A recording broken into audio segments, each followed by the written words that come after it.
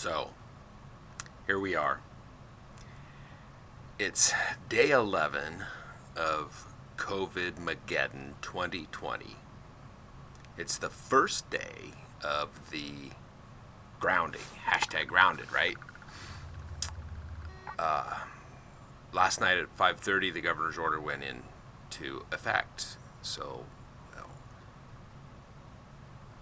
a lot more businesses are supposed to be closed. And we had previously made a decision, and our industry was looking like it was going to be considered essential because of our position in the supply chain. All of our competitors were open. All of our customers were open with what we thought were exemptions.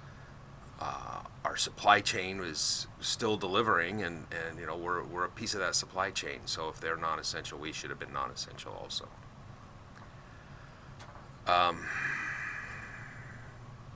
So late last night, I don't know, 7 o'clock, something like that, 8 o'clock, get a message that there was a ruling specifically on residential construction from the governor's office.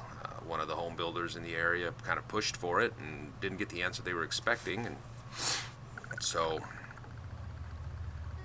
we're down. We got announcements went out last night that we're shutting down the plant today. We'll be putting it into standby mode. Standby mode is flushing all the fluid lines, locking out all the equipment, making sure everything's shut down and ready to go, figuring out what we're going to do with people, stay-at-home people, how all that's going to work. It's going to be a crazy day for me. Questions have already started coming into me with a few people that are here. It's 6 o'clock in the morning. But what are we going to do about the badge system? What are we going to do about the automated lock system? What are we going to do about the phones, the customer service phones? There's an elegant phone situation down there that doesn't transfer very well, so we'll have to get that taken care of. How are all these things going to come together? So today's going to be quite the zoo. But anyhow, last night I was talking to my daughter, and I said, "Hey, I'm going to ask you to speak for your whole generation." She was okay with that. She's really intelligent, and she thinks pretty clearly and can explore situations without getting really too emotional on it.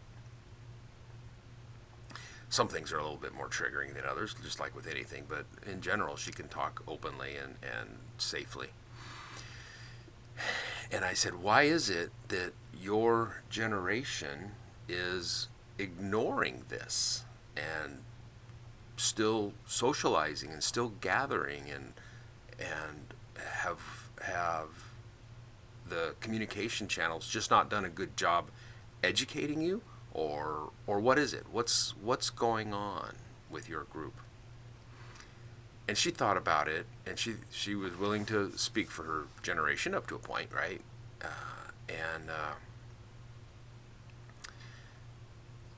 It kind of came down to trust for her. She believes that her generation doesn't trust the government, doesn't trust big business, is really kind of moving away from all the technology. So it might have been communicated to her. I asked her about the flattening the curve, and she says, yeah, I've heard that, but I don't really know what it means or why I should believe it. And some of the things they hear going on is that this is just like the flu, but yet we're taking all these draconian measures to that's my word, draconian, taking all these measures to stay safe and stay away from each other, but they don't believe it. I thought that was kind of interesting. They don't trust big business because, big business has kind of not earned that trust of that generation.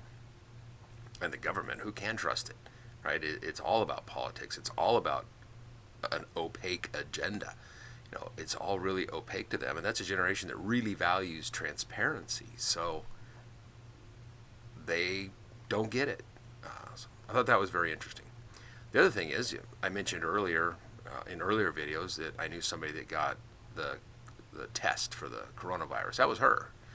and it was extraordinarily painful for her because they take that swab and ram it into the back of your skull and through your nasal cavity, and it's very painful.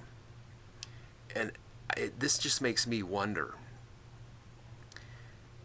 if it is so hard to get an accurate sample or to get a good sample of it for a test, is it really so easy to transmit?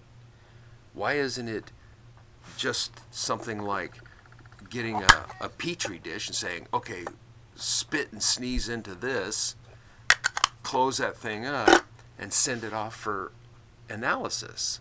You know, if this is so contagious that a surgical mask doesn't prevent contamination, that you've got to have a respirator to do that, then why does the test have to be so invasive? And why are the swabs made in Italy? How do we know the swabs aren't the things that are transmitting it? I just heard that last night. Anyhow, wow, I'm way over time. It'll be an interesting day. I think tomorrow's is going to be a more interesting video after we, know what we're got going on today. I've got a meeting in a couple hours where we're going to dial all this stuff in and figure out, exactly what steps need to be done. So, anyhow, the next several videos or many videos that I do are probably going to be quite a bit different. You will not get to see my calendar. You won't see my whiteboard. Maybe I'll let the beard grow. I'll put a shirt on. Promise. Anyhow, like and subscribe. Talk to you later.